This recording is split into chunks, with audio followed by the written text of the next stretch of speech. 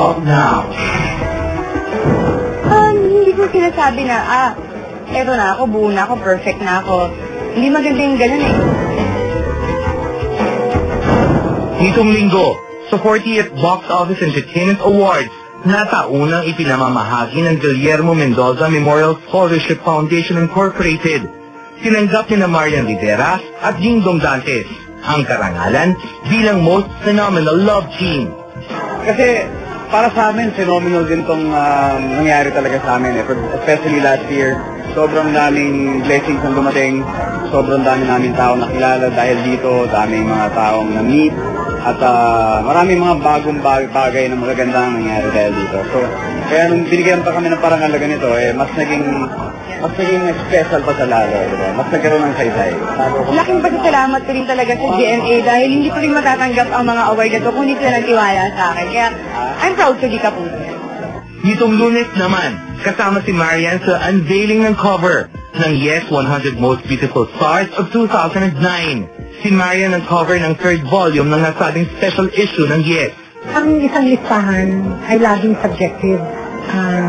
Hindi mo malaman kung ano ang lalabas na resulta sa listahan matapos ang mga diskusyon, matapos ng mag-arrange ng shoot. Hindi mo alam. Pero ang tingin ko, yung mga category, ang pinakatingnan nyo. Nasa category ng mga pinili namin kung bakit ang isang star ay naroon at bakit wala. Hindi ko sinasabi na, eto na ako, buo na ako, perfect na ako. Hindi maganda yung ganun, diba? Sabihin na lang natin na kung anong meron ako, masaya na ako doon. At kaya ko siyang imintingin, diba? Pinag-uusapan na rin lang ang pamantayan ng kagandahan.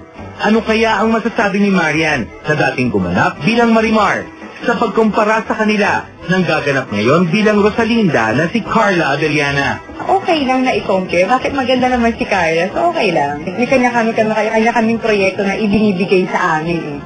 Diba? Yung Rosalinda para sa kanya, yung Larna para sa akin. So okay lang yun. Kung compare, talaga namang yun na yung showbiz kinukompare ka sa kapwa-artista mo So okay lang.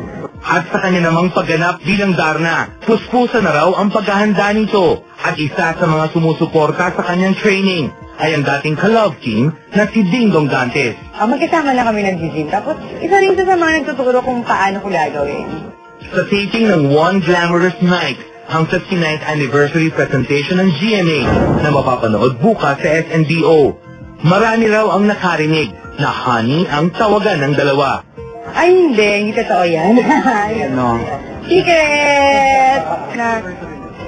Ano anniversary? Basta. Yun na po yun. Masaya kami. Yun na yun. Sa mga nais makalam sa estado ng kanilang relasyon, ito lang ang sagot ni Marian. Yun na yun. Bahala na kayo mag-interpret.